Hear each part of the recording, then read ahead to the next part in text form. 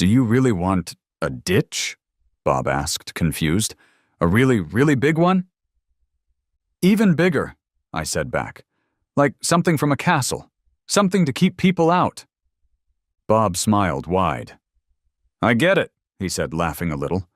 When can we get started? My peaceful backyard, normally a place of blue water and kids laughing in the swimming pool, was ruined by a single, colorful paper. It was stuck on my mailbox, bright orange against my pretty flowers. Important notice, it said in big letters. No more swimming pools allowed. I grabbed the paper, feeling worried. No pools? That's crazy. My pool, a shiny, happy place, had been in my yard for a long time. It wasn't just a pool. It was where we had summer parties, where the neighborhood kids played, and where my family had fun. It was my pool, clean and pretty, if I do say so myself. I read the paper again, getting more and more confused. The Homeowners Association, HOA, led by a new woman named Karen McMean, yes, that Karen, had decided that pools were ugly and made too much noise. They were, the paper said, not what we want in our neighborhood. I laughed out loud. Too much noise? My pool had helped the neighborhood. It was a place where everyone came together and had fun. What was wrong with that? But the small print was even worse. The new rule wasn't just about stopping new pools. It meant everyone had to get rid of their pools. Homeowners had 30 days to remove them or pay a lot of money every day. If you don't do this, the paper warned, we will take you to court. I read the paper again, feeling angry. This was so unfair. My perfect pool, which had been there for years, was now called ugly by a bossy HOA president who didn't like anything that wasn't her idea of perfect. It was all about power, a way to control people and make Karen happy. And I knew it was an attack on me. My pool, my favorite thing, was now Karen's target. Looking at the bright orange paper and thinking about the unfair pool rule, I started to smile. Karen McMean wanted my pool gone? Okay. She wanted everyone to get along? Even better. I'd make sure she wouldn't forget it. If I couldn't have a pool, well, I'd have to do something bigger. Much, much bigger. The idea, silly and wonderful, popped into my head. A moat. A huge, amazing moat, all around my property. It was perfect. It was silly. It was exactly what Karen deserved. The next morning, full of coffee and with a big smile, I started making my plan. First, I needed a construction crew. I found a local company, Bob's Big Diggers, known for being quiet and doing strange jobs. I met with Bob, a big man who always looked like he was about to laugh. So, you want a trench? Bob asked with confusion on his face. Much, much bigger than a trench, I replied. Think medieval times. Think a wall but made of water. Bob's started to smile and said, now we're talking. When do we get going? The digging started the next week. The giant digger rolled into my yard, taking out huge amounts of dirt. My neighbors watched, wondering what was going on. Even Karen, who sometimes drove by in her fancy white car, looked confused. What's he doing now? I heard her ask someone, probably another bossy HOA person. Some kind of garden? Looks like a rock garden, the other person said, sounding like they didn't believe it. A very big rock garden, Karen said, sounding annoyed. I just smiled and waved, letting them think it was just a weird garden project. Let them think I was just moving dirt around. They had no idea. The hole got wider and deeper, going all around my house like a big hug.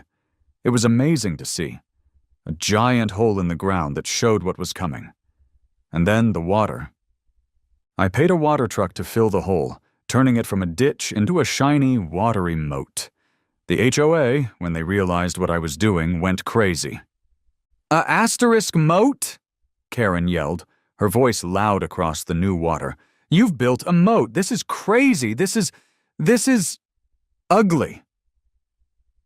Ugly? I said, pretending to be confused. I think it's very nice, don't you? It makes the yard look better. Karen couldn't speak, her face turning purple. This breaks the rules. Of something? We'll find a rule. We'll find lots of rules. Good luck, Karen, I said, smiling, because I think this is just a very big, very pretty, natural pond. The moat wasn't just a big hole filled with water. It was a carefully planned, silly place. I put in lots of fish-colorful koi, goldfish, even little guppies, making a bright underwater world. Lily pads, some real and some fake, floated on top, making it look pretty, and making Karen even angrier. And, of course, every moat needs a drawbridge, a huge, fancy drawbridge, with a crank and a loud creaking sound when it went down. It was completely useless, totally silly, and absolutely perfect. The moat was huge. It wasn't just a small ditch. It was like a lake, surrounding my house like a castle. It was so big, I thought about getting a small boat. The silliness of it was the whole point. It was a picture of Karen's crazy rules, made even bigger and more ridiculous. Karen and the HOA, of course, were furious. They came to my property like angry bees, their faces red with anger. "This is crazy!" Karen yelled, pointing at the moat. "You can't just build a moat. It's dangerous. It's not what we want." "Dangerous?" I said, pretending to be worried. "No way, Karen. It's perfectly safe. Look." I pointed to a sign I'd put up near the drawbridge. "Be careful, deep water. Don't feed the fish." "Fish?" Karen yelled. "There are fish in there. What about sharks?" "Sharks?" I raised an eyebrow. "Karen, that hurts. I would never put such noisy creatures in our nice neighborhood. Not yet, anyway." But the moat," Karen said, shaking. "It's against the rules. We'll find a rule. We'll use every single rule if we have to." "Good luck," I said, taking out a big folder full of papers. "Because I think this is just a very big, very pretty, natural pond." I explained, very slowly, how the moat followed every single HOA landscaping rule. I talked about rules about natural ponds, water storage, and stopping dirt from washing away.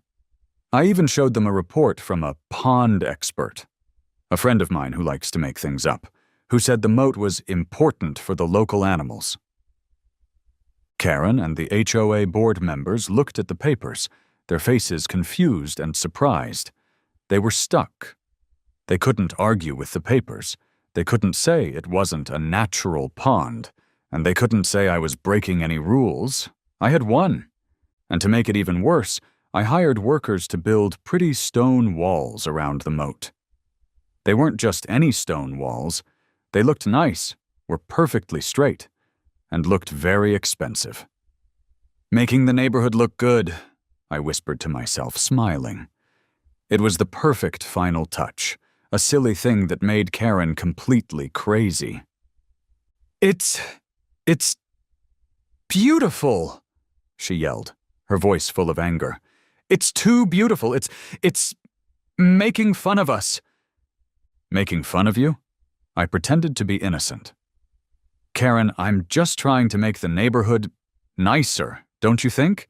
It makes the yard look better." The HOA's reaction to the moat was, well, explosive. Their anger spread through the neighborhood, getting worse at their special meeting. I could almost feel the heat coming from their perfect, rule-filled office. They met like they were planning a war, figuring out how to fight my watery creation. I imagined Karen, red-faced and yelling, hitting her hammer and demanding that I drain my moat.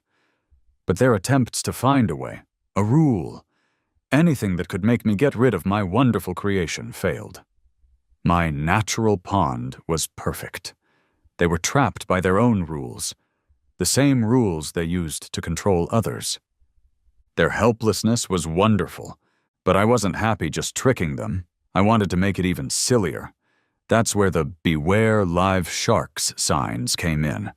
I put these scary signs around the moat with pictures of cartoon sharks in big red letters. The signs, of course, were fake. The moat was only filled with harmless koi, guppies, and goldfish. But the HOA, especially Karen, was already scared. Just the idea of sharks made them panic. "Sharks?" I heard Karen yell to another HOA member during her usual drive-by. "He's put sharks in the moat? That's it. This has gone too far." "But are there really sharks?" the other HOA member asked, sounding nervous. "Of course there are sharks," Karen said. "He's trying to scare us. He thinks he's so smart." Karen, scared and wanting to catch me doing something wrong, decided to do something herself. She came to my property, wearing her fancy suit, which seemed a bit much for looking at a moat, but whatever, wanting to check the moat herself. I watched from my window, drinking hot chocolate, because what's a little revenge without a warm drink? As Karen carefully walked to the drawbridge. She looked over the edge, her nose almost touching the water, looking for any sign of sharks. "There's nothing there," she said to herself, sounding sad. "He's lying?" Just as she stood up, sure that there were no sharks, the drawbridge, which I might have made a little loose earlier, broke with a loud creak. Karen, surprised, yelled and fell headfirst into the moat. The splash was amazing. I stopped myself from laughing as I watched her come up, wet and covered in water plants. The koi, scared by the sudden noise, swam away. Karen, covered in lily pads and fish slime, looked less like a scary HOA president and more like a swamp monster. The security camera, of course, caught everything. It was a moment that would be famous. I couldn't have planned it better. Karen's surprise swim was the funny part, but the real masterpiece of revenge was still to come. The "Beware Live Sharks" signs, which were a trick at first, now needed, well, sharks. I wasn't going to put wild, people-eating sharks in my moat. That would be bad, and a bit too much even for me. Instead, I did something more normal. I called a place that takes care of rescued animals. After a surprisingly easy time, apparently moat owner is a good enough reason to get sharks, I became the owner of 3 small, calm sharks. They were about the size of big cats, more interested in lying in the sun and eating fish than causing trouble. They were also, importantly, legally my sharks, with all the papers to prove it. The HOA, naturally, went even crazier when they found out about the real sharks in my moat. Their fear, which started with my signs, had become real. They came to my property again, this time with police officers. "He's done it!" Karen yelled, pointing at the sharks, which were peacefully lying on a floating log. "He's actually put sharks in the moat! This is dangerous! Arrest him!" The police officers, looking even more confused than before, came to me carefully. "Mr. Jamie," the older officer said, sounding amused and annoyed, "we got a complaint about sharks." "Yes, officer," I said calmly. "My sharks. Would you like to see their adoption papers?" I showed them the papers, with pictures of my sharks and stamps from the animal place. The officers looked at the papers, their faces changing from worried to surprised. "These sharks are legally yours?" the younger officer asked, clearly having a hard time believing it. "Yes," I said. "They're fully licensed, and as you can see," I pointed to the moat, "they live in a legally called natural pond. It's all perfectly legal." Karen couldn't speak, her face turning red. But, sharks! In a neighborhood! It's crazy." The older officer sighed. "Ma'am, I understand you're worried, but Mr. Jamie has all the papers, and as long as the sharks stay in the moat, we can't legally take them away." He turned to me, smiling a little. "Just try to keep them fed, Mr. Jamie," he said. "We don't want any problems." "Of course, officer," I said, keeping a straight face. They really like fish. The police officers, shaking their heads in disbelief, went back to their cars. Karen and the other HOA members were left standing by the moat, their faces angry, frustrated, and confused.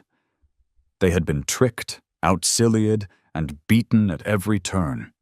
Their power, their control, their perfect world of rules had been completely destroyed by a moat, some fish, and a few legally adopted sharks. It was almost too much to believe, and I, standing on my drawbridge, looking at my moat and my sharks, couldn't help but smile. The HOA was stuck. Their rules, made to control every part of life, had become their own problem. They couldn't make me pay for the pool. It was gone because of their own silly rule. They couldn't make me pay for the moat. It was a natural pond, a legal part of my yard, and they couldn't make me pay for the sharks. They were legally adopted, allowed, and living in their legally called natural pond. They had trapped themselves, tricked and beaten at every turn. Their power, once so strong, was gone, leaving them helpless against my amazing moat. The neighborhood, on the other hand, loved the moat. It wasn't just a moat. It was something to see, something to talk about, a sign of fighting against the HOA's control. Children laughed as they watched the sharks lie in the sun, their small bodies adding something special to the neighborhood. Neighbors gathered on my drawbridge, talking, laughing, and enjoying the show. My house, once just another normal house, had become the coolest house, a source of pride and something that annoyed the HOA all the time. And then there was the Moat party. It was a huge party, a celebration of my win over the HOA, and a big neighborhood get-together. I put lights around the moat, played loud music, and had enough food and drinks for everyone. Everyone was invited. Except, of course, the HOA board. They watched from their office windows, angry and jealous, as the sounds of laughter and fun filled the neighborhood. The Moat party was more than just a party. It was a sign of my win. It was a way of saying that I had won, that I had turned their silly rules into a joke, and that I had taken back my right to have fun in my own backyard. It was also a way to thank my neighbors for their help, for hating the HOA's rules, and for being willing to enjoy the silliness of it all. The moat, once a sign of fighting, had become a sign of friendship, a place where everyone was welcome, except, of course, the HOA board. They were alone, unwanted, and completely beaten. Their power was gone, leaving them on their island of rules, while the rest of the neighborhood celebrated in the moat-lit glow of my win. The final blow to Karen was, funnily enough, because of her own mistake. The security camera video of her falling into the moat, her surprise swim, and her coming out covered in fish slime had become famous. It was everywhere. Facebook, Instagram, Twitter, even TikTok was full of pictures of Karen as the moat monster, the lily pad princess, and the queen of the swamp. The picture of her wet, her suit ruined, her pride gone was just too good. The embarrassment was complete.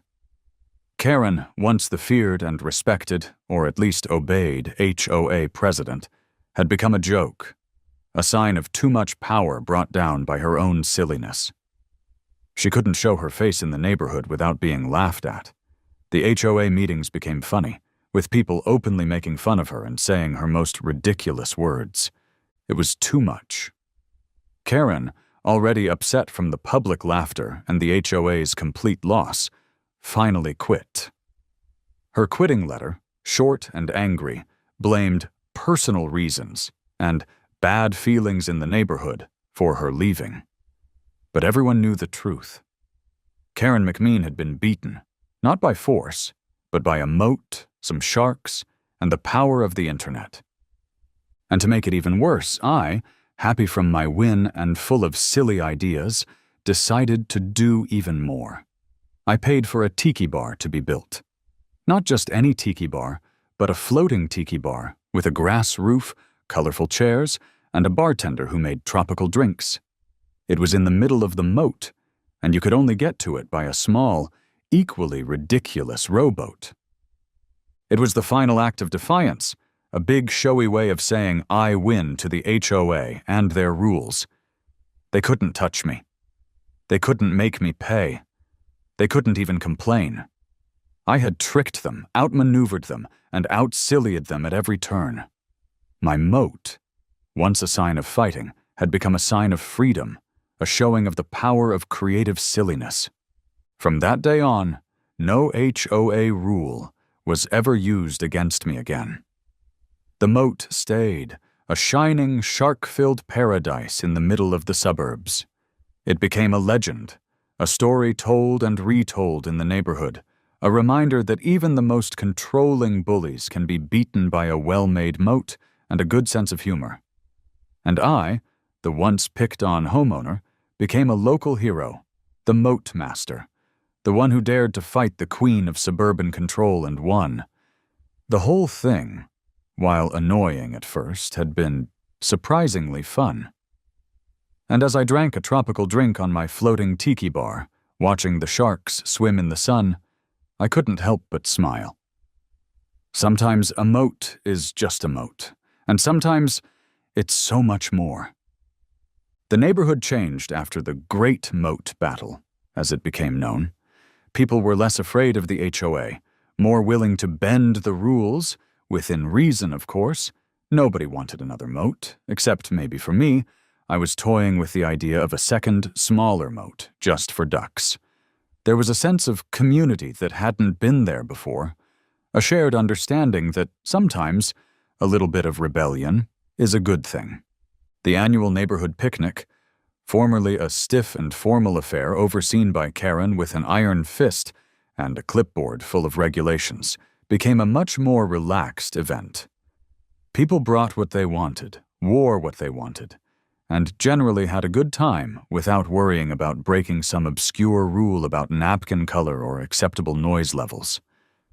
The fear was gone, replaced by a spirit of fun and camaraderie.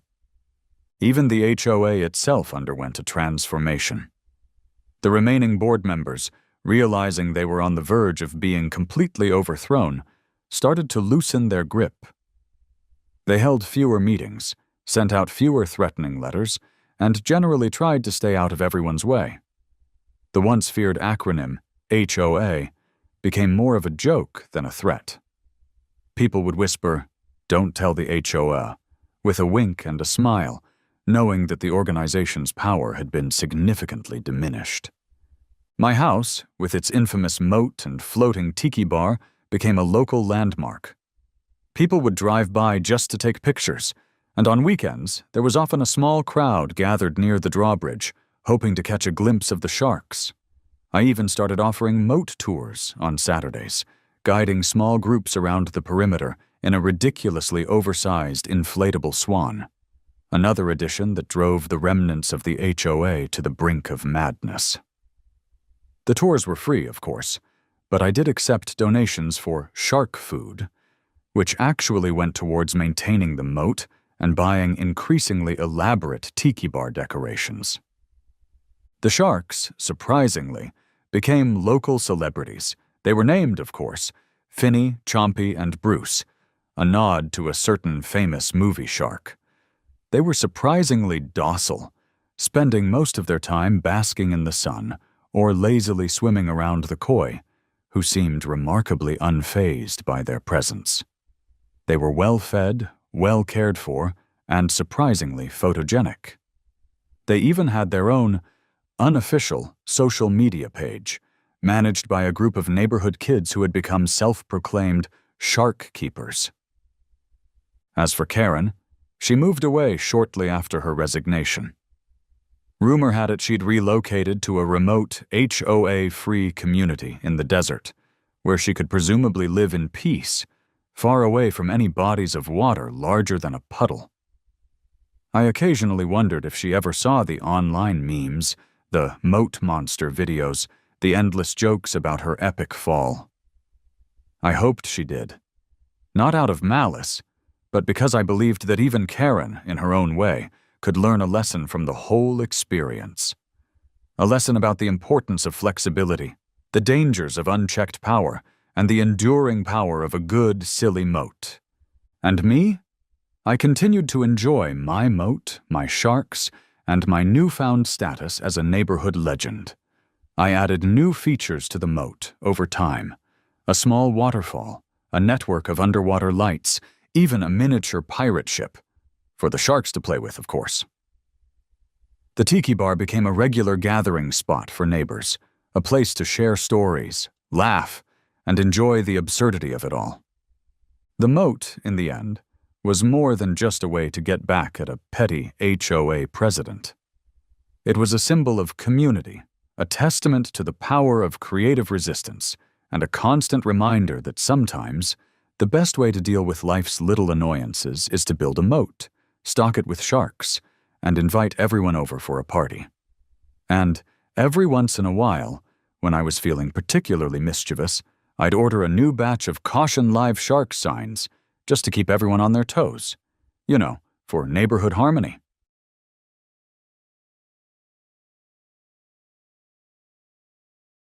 Tank? Frank Marino again. Frank, hey, decided against the outdoor reef tank after all? Slight change of plans. Tank, still want the 10,000-gallon outdoor saltwater tank. Same spot, but instead of coral and tangs, I need sharks. Pause. Real sharks, Frank?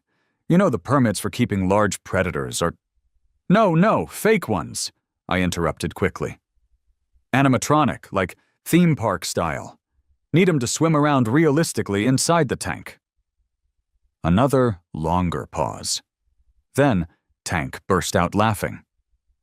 Okay, Marino, okay, you kill me. Robot sharks because they banned your pool? You are officially my favorite kind of crazy client. Building the tank is the easy part. Making realistic, reliable underwater animatronics for a backyard? That's new. But yeah, I could hear the gears turning in his voice. Yeah, I know a guy who might be crazy enough to try. After years of saving, months of planning, I finally had the perfect design for my backyard oasis. Nothing ostentatious, a modest 15x 30-foot in-ground pool, nice paver surround, maybe a little waterfall feature cascading over some rocks. Deep enough to swim, shallow end for lounging.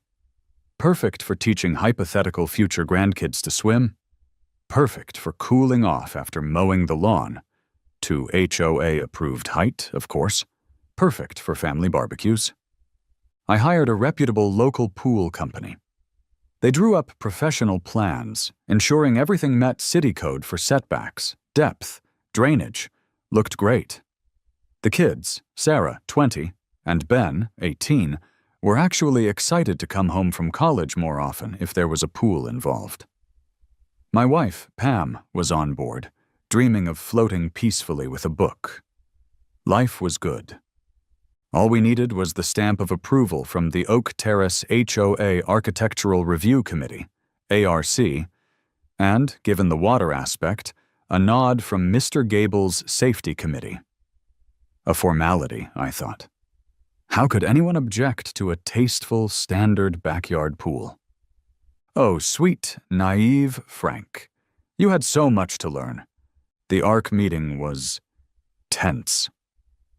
Mr. Gable, a retired insurance adjuster who seemed to see potential liability lawsuits lurking behind every azalea bush, was present, clipboard in hand. He immediately zeroed in on the plans. Frank, he began, his voice devoid of warmth, a swimming pool. It's a significant undertaking, and a significant liability.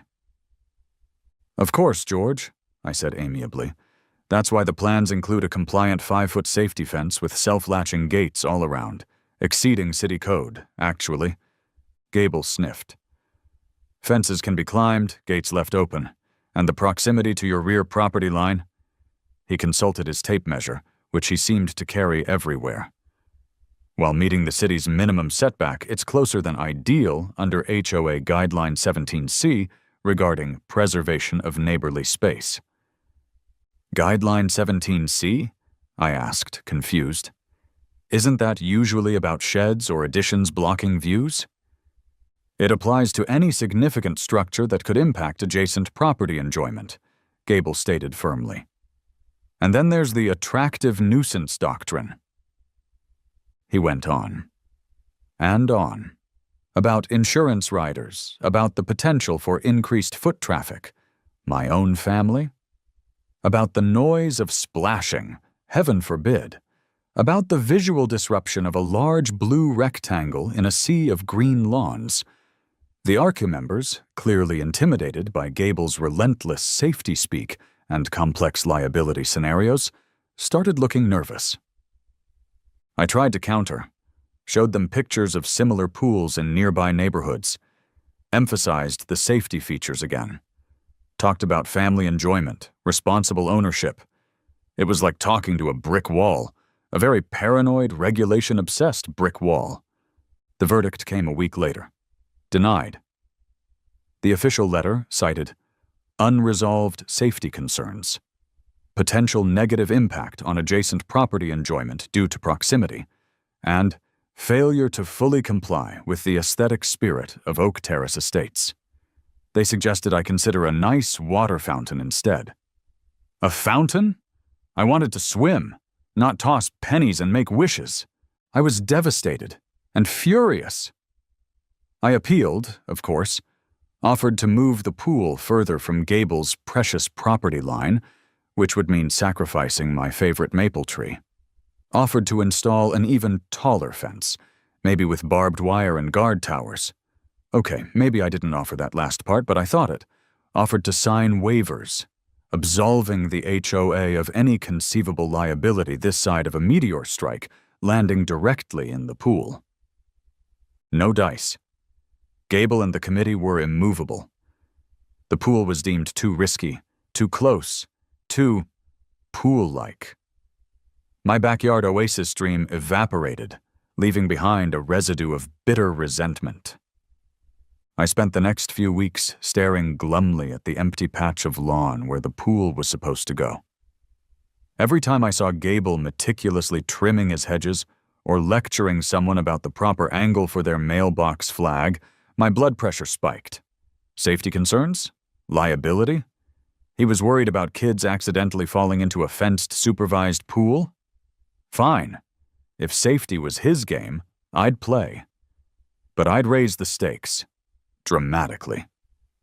The idea, like most truly terrible and brilliant ideas, came from television. I was mindlessly flipping channels one evening, trying to numb my pool-related despair, and landed smack in the middle of Shark Week. Close-ups of great whites, dramatic narration about apex predators, people in cages being circled, and I thought, Gable's worried about safety? About attractive nuisances? What's more attractive, more nuisancey, more pants-wettingly terrifying to a safety-obsessed suburbanite than sharks? Obviously, real sharks were out. Even I wasn't that crazy, or wealthy, or connected to illegal wildlife smugglers. But the idea... Then I remembered a family trip to Universal Studios years ago. The Jaws ride. The giant, mechanical shark lunging out of the water. Fake. Totally fake. But it looked real enough to make people scream. Animatronics. The plan exploded in my brain, fully formed and glorious in its absurdity. Forget the pool. Forget the fountain. I would build a shark tank. A massive, custom-built saltwater shark tank right where the pool was supposed to go. And inside? Not real sharks. Oh no. Realistic, life-sized, or close enough, animatronic sharks. Programmed to swim menacingly, maybe even lunge occasionally. It was perfect. It addressed Gable's supposed safety concerns. No risk of drowning. It was a contained aquatic display, not an open pool. It would require permits, sure, but for a tank or sculpture, not a swimming pool. And the sheer unadulterated psychological impact on Gable and the HOA? Magnificent. They wanted to worry about hazards? I'd give them the illusion of apex predators patrolling the property line. Pam! I yelled, grabbing a notepad and scribbling frantically. Change of plans. We're not building a pool. My wife Pam entered the room cautiously, eyeing the Shark Week documentary still playing on the TV. Oh, thank goodness, she sighed with relief. You came to your senses? Sort of, I grinned maniacally. We're building a shark tank instead, with robots. Pam just stared at me, then slowly sank onto the sofa. Robots, she repeated flatly. Robot sharks, in the backyard, because Mr. Gable didn't like the pool plans. Exactly, see, it makes perfect sense. No, Frank, she said quietly. It really, really doesn't. How much is this going to cost? That was the rub. My initial research into large custom aquariums, thanks to my previous, quickly discarded spite aquarium idea, was already scary. Adding custom-built submersible animatronics? We weren't just in luxury car territory anymore. We were approaching maybe we should just move territory. But I was committed now. Obsessed. I spent weeks researching. Found Aquascapes Elite again. The high-end tank builders. Called up Tank, the designer I'd spoken to before. Tank? Frank Marino again. Frank, hey, decided against the outdoor reef tank after all? Slight change of plans, Tank. Still want the 10,000-gallon outdoor saltwater tank, same spot. But instead of coral and tangs, I need sharks. Pause. Real sharks, Frank? You know the permits for keeping large predators are… No, fake ones, I interrupted quickly. Animatronic, like theme park style. Need 'em to swim around realistically inside the tank. Another longer pause. Then, Tank burst out laughing. Okay, Marino, okay, you kill me. First the Spite Aquarium, now robot sharks because they banned your pool? You are officially my favorite kind of crazy client. Building the tank is the easy part. Making realistic, reliable underwater animatronics for a backyard? That's new. But yeah, I could hear the gears turning in his voice. Yeah, I know a guy who might be crazy enough to try. The guy was Robo Joe. Joe ran a small workshop out of a converted warehouse, building custom animatronics for museums, trade shows, and occasionally low-budget sci-fi movies. He looked like a mad scientist. Wild hair, goggles perched on his forehead, oil stains on his shirt. He listened intently as I described my vision, his eyes gleaming with technical curiosity. Submersible animatronic sharks, Robo-Joe mused, sketching rapidly on a whiteboard. Okay, challenges, waterproofing electronics, saltwater corrosion resistance, realistic movement kinematics, power delivery underwater, inductive charging maybe, control system, programmable paths, random behavior modes, maybe a lunge sequence triggered by remote. Yes, all of that, I exclaimed. 2 sharks, maybe 6 or 7 feet long, look like reef sharks or makos. Something sleek and menacing. Piece of cake, Joe declared confidently, perhaps overly so. Well, not cake, more like complex underwater robotics requiring significant R&D and custom fabrication. But doable and awesome. It'll cost you, though. Waterproofing high-torque servos ain't cheap. Between Tank's quote for the massive reinforced acrylic tank, the oversized filtration/heating/chilling system, the foundation engineering, and Robo-Joe's estimate for 2 custom animatronic sharks with control systems, the total cost was staggering. I showed Pam the numbers. She didn't laugh this time. She just poured herself another, even larger glass of wine. Frank, she said finally, if we do this, if you build a giant backyard tank full of robot sharks just to annoy George Gable, you have to promise me one thing. Anything, honey. You handle all the HOA meetings from now on. Deal, I said instantly. Project Jossum Revenge was a go, permitting round 2. This time, we were even more careful with the wording. Learning from past battles, both mine and hypothetical others, Tank, Robo-Joe, and I, along with a slightly bewildered structural engineer, crafted the application. Application for installation of reinforced concrete foundation and support structure for large contained aquatic display with integrated low-voltage kinetic sculptural elements.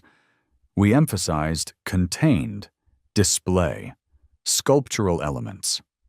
We submitted reams of engineering diagrams for the foundation, detailed electrical plans for the pumps and low-voltage elements, and plumbing schematics. We highlighted the multiple safety systems for the electrical and gas components, propane backup heater. We pointedly did not include drawings of sharks, robotic or otherwise. The city planning department was, predictably, confused. "Wait," said Mr. Henderson, the planning guy, not the neighbor. Honestly, too many Hendersons, scratching his head. "Didn't we just deal with you, Mr. Marino? Wasn't there a pool or something?" "That application was withdrawn," I said smoothly. "This is a completely different project. A contained aquatic display, art, really." He squinted at the plans. "Kinetic sculptural elements?" "Yes," chimed in Robo-Joe, who had insisted on attending. "Low voltage, fully submersible, designed for aesthetic water displacement simulation." The planner just sighed and stamped the initial review forms. We still needed building permits, electrical permits, plumbing permits, but the zoning hurdle seemed momentarily cleared, mostly through sheer bewilderment. Then came the construction. Again. My poor backyard, just recovered from the pond-filling incident, became ground zero once more. Excavators dug an even deeper hole for the massive foundation slab, and the now larger underground sump room needed to house the saltwater filtration behemoths, protein skimmer the size of a small refrigerator, calcium reactor, giant UV sterilizer, and the control systems for the animatronics. Concrete trucks rolled down Maple Lane again. Neighbors emerged, looking wary. "Not another one, Frank?" yelled Mrs. Gable, the nice one, from across the street. "What is it this time? An Olympic diving well?" "Just ensuring proper drainage," I shouted back, trying to look nonchalant. Mr. Gable, my nemesis, watched every single step from his upstairs window, phone camera permanently affixed to his hand. He filed complaints daily: noise, dust, unsightly construction debris, improper crew parking. The HOA dutifully forwarded them all, along with preliminary warnings about unspecified major construction lacking prior ARC approval. I ignored them, taping my city permits to the construction fence. The foundation pour was immense. Steel rebar crisscrossed the giant hole before tons of concrete filled it, creating a slab thick enough to support a tank landing, let alone an aquarium. While it cured, Tank's crew began assembling the massive acrylic panels in my driveway, huge crystal-clear sheets, several inches thick. This required another crane rental, another street blockage, another neighborhood gawking session. "Okay, Frank," Tank said, supervising the delicate process of lifting the multi-ton panels into place on the slab. "Main walls are up. Sealing the seams now, this takes time, gotta be perfect. No leaks allowed." While the tank cured, Robo-Joe and his assistant arrived with two large, ominous-looking crates. Inside, nestled in foam, were Bruce and Martha, my 7-foot animatronic sharks. Sleek gray bodies, realistic detailing, rows of pointy, but thankfully fiberglass, teeth. They looked incredible, and slightly terrifying, even inert. Joe's team carefully installed the sharks inside the empty tank, mounting them on their programmable bases, running the waterproof cables through pre-installed conduits to the control box in the sump room. They spent days testing the movements, programming basic swim patterns, ensuring the inductive charging pads worked. Then came the plumbing and electrical finale. connecting the tank to the filtration bunker, wiring up the massive pumps, the heater, the chiller, essential for keeping saltwater temps stable in Ohio summers, the banks of intense blue LED lights, and Robojoe's Shark control system. The sump room now looked like NASA mission control, but wetter. Finally, filling day. Water truck again, pumping thousands upon thousands of gallons into the acrylic behemoth. Then, the salt. Bags and bags of marine salt mix, dissolved slowly, circulated for days until the salinity was perfect. Then, the agonizing wait for the nitrogen cycle to complete, weeks of adding ammonia, testing nitrites, waiting for beneficial bacteria to grow. The tank glowed blue each night, empty except for some base rock tank had installed, humming with quiet power. The HOA letters reached peak hysteria. At long last, the water parameters were stable. It was time. I didn't go crazy with live coral too complex for this already insane setup, just fish only with live rock. But impressive fish. A magnificent emperor angelfish, a striking queen angelfish, a school of vibrant yellow tangs, a regal blue hippo tang, dory, some hardy triggerfish. Enough to make it look like a thriving slice of ocean. They acclimated beautifully. The tank looked stunning. The crystal clear water, the bright blue lights, the colorful fish darting among the rocks. It was mesmerizing. All that was missing was the main attraction. I invited Pam, the kids, home for the weekend specifically for this, and Stan over for the official unveiling. Evening fell. The blue LEDs cast an otherworldly glow across the yard. Neighbors were definitely peeking. Mr. Gable was practically plastered against his window. "Okay," I announced, holding the custom remote Robojoe had made, complete with a shark activation button. "Phase 1, complete. Phase 2? I pressed the button. Deep inside the tank, Bruce and Martha whirred silently to life. Their tails began a slow, sinuous sweep. They detached from their charging bases and began to glide through the water, navigating pre-programmed paths around the rockwork. Their movements were smooth, realistic, undeniably shark-like. They looked alive, especially under the deep blue lights, casting long, predatory shadows. "Whoa," breathed Kevin Jr. "Dad, they look real." Pam grabbed my arm. "Okay, Frank, that's actually kind of terrifying. And really cool, you're insane." Stan just stared, speechless for once, beer forgotten in his hand. From next door, I heard a distinct, high-pitched shriek. Gable, followed by the sound of frantic dialing. The real feeding frenzy was about to begin. Mr. Gable didn't just call the HOA this time. He apparently called 911, again, reporting live sharks in his neighbor's backyard. 2 police cruisers arrived, lights flashing, casting strobing blue and red across the eerily glowing shark tank. The officers approached cautiously, hands maybe hovering near their sidearms again, clearly unsure what to expect based on the dispatch call. They saw us standing on the patio, beers in hand. Mine was non-alcoholic, I swear, mostly. Watching the animatronic sharks glide silently through the blue depths. "Evening, Mr. Marino," said the senior officer, recognizing me with a weary sigh. "Okay, Frank, what fresh madness is this?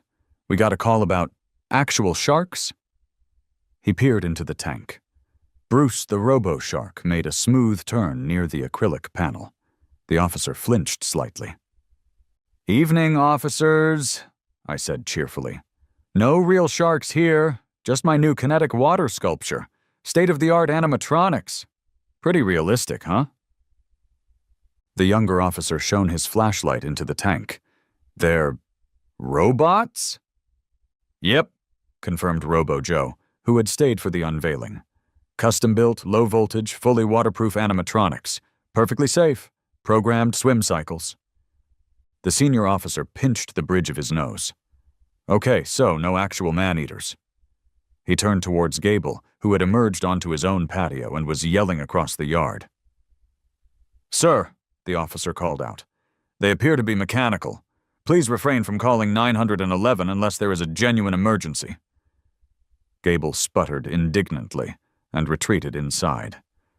The police left, shaking their heads, but the official visits were just beginning. Animal control came by the next day. Complaint about exotic predators? Oh, they're fake? Never mind. Then came the city inspectors, armed with the HOA's formal complaints and Gable's near-hysterical affidavits. Building Inspector Dave, yes, him again, looked at the massive tank, the thick acrylic, the concrete slab. Okay, Frank, he sighed. The foundation permit is solid. But the tank itself, it's a structure. 15 feet long, 5 feet high. Exceeds accessory structure size limits without a variance. And classification is still an issue. Is it a pool? A water feature? A private SeaWorld exhibit? Electrical inspector followed, spending hours checking Robo-Joe's and Sparky Steve's work on the underwater wiring, the pumps, the lights, the control systems. It's unconventional, he admitted. But the low-voltage lines to the, sharks seem isolated and GFCI protected up the wazoo. Power draw for the pumps and heaters is immense, but the service upgrade is to code. I can sign off on electrical safety for now, but this whole setup needs a final classification from zoning. Zoning Inspector Maria returned, looking even more stressed than during the llama incident. Wait, different story. Mr. Marino, she said, holding printouts of zoning maps and ordinances. We simply don't have a category for private backyard animatronic shark aquarium. It's not a pool. It's arguably not just landscaping. It likely constitutes an accessory structure, exceeding permitted size and potentially violating use restrictions. The Board of Zoning Appeals would need to grant a variance. The HOA, meanwhile, was carpet-bombing me with violation notices and fines, now citing the city's preliminary findings as further evidence. Their lawyer sent a formal demand for immediate draining of the tank and removal of the structure and animatronic hazards, threatening imminent legal action to force compliance. My lawyer, Dave Miller, was earning his retainer. Okay, Frank, he said over the phone. The city's uncertainty is actually good for us in the short term. They're hesitant to force demolition without a clear violation of their code. The HOA lawsuit is the main threat. We need to position this as a unique contained water feature, or kinetic sculpture. Argue the permits we do have cover the essential structural and utility aspects, and challenge their aesthetic rules as subjective and arbitrarily applied. He also suggested gathering evidence that the animatronics were clearly fake and posed no real danger, perhaps even inviting the HOA board for a behind-the-scenes look. An idea I relished. The tension in the neighborhood was thick enough to swim through. Some neighbors were terrified, convinced real sharks might somehow escape. Others were fascinated, asking if they could bring their kids over to see. Gable had installed security cameras pointed directly at my backyard. The HOA scheduled the inevitable emergency showdown meeting. This was going to be the main event, Jaws versus the bylaws. The HOA emergency meeting felt like a feeding frenzy, and I was the chum. The clubhouse was packed. Mr. Gable sat with the board, looking grimly triumphant. Their lawyer, Mr. Loophole, had a PowerPoint presentation ready titled The Clear and Present Danger, Addressing the Merino Shark Tank Menace. Seriously, he launched into it.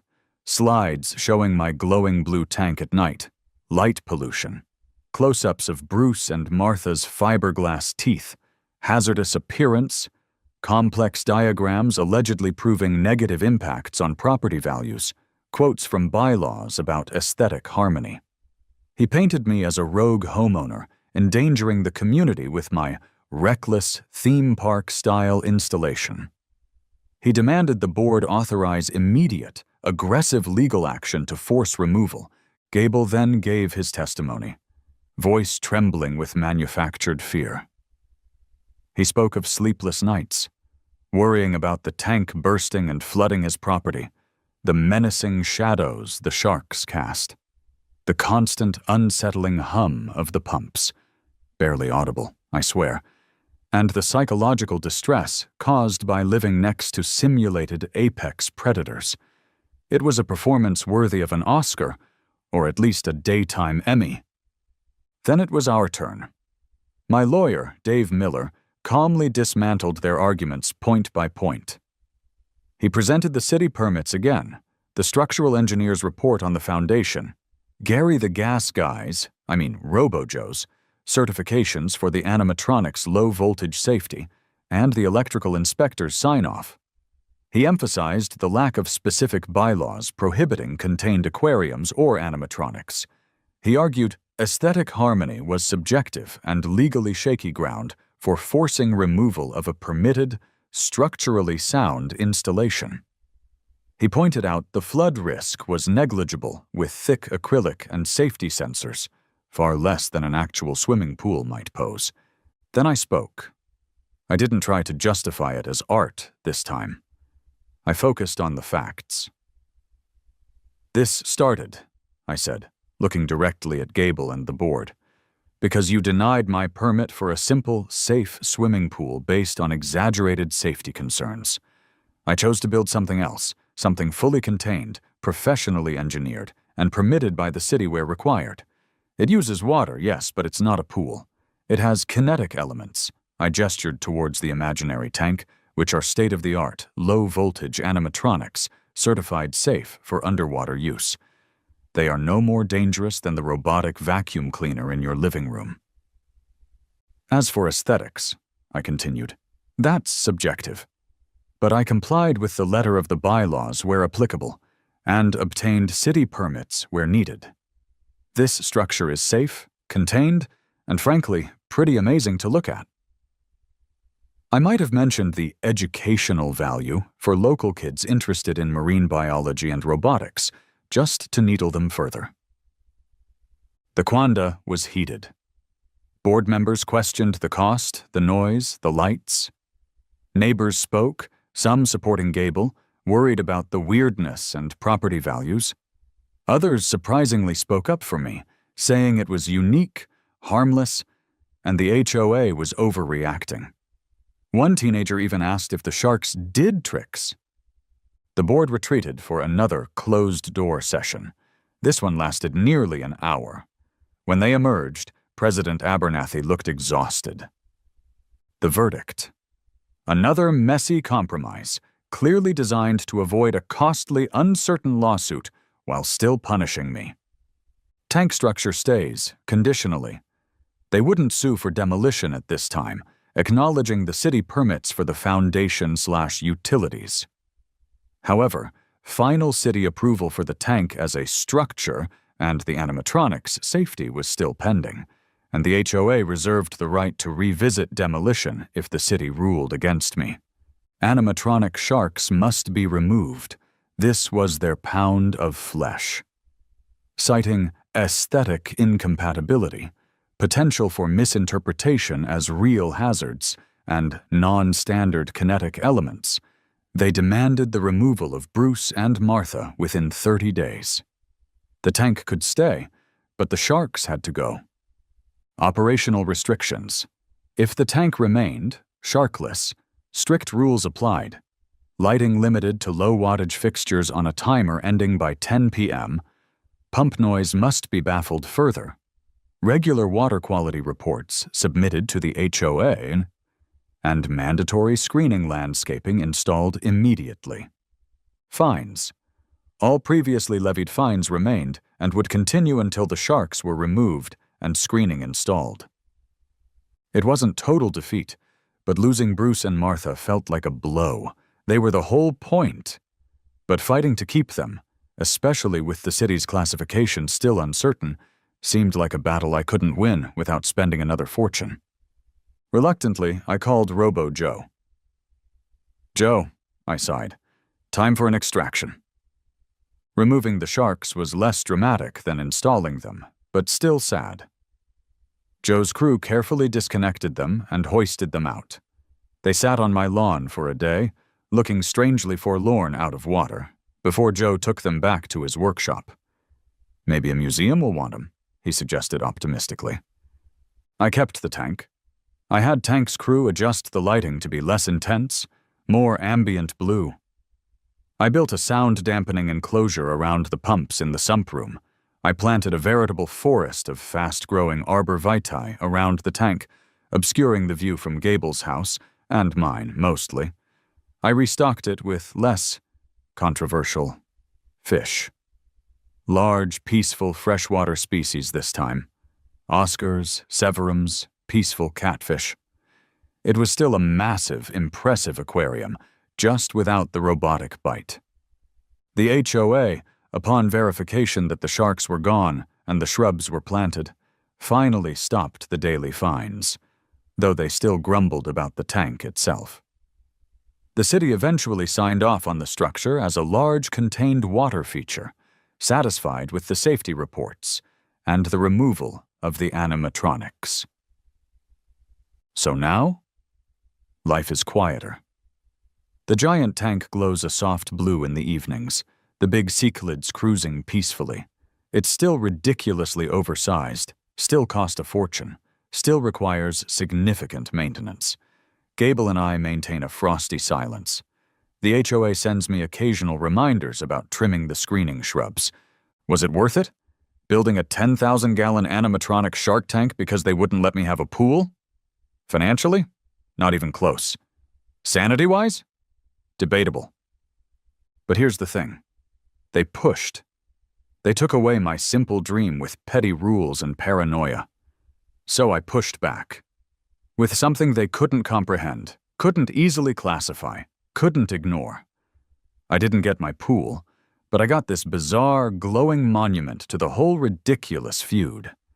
And for a glorious few weeks, I had robot sharks in my backyard.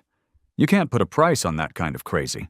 Now, if you'll excuse me, I think the Oscars are hungry, and they don't even try to steal burgers.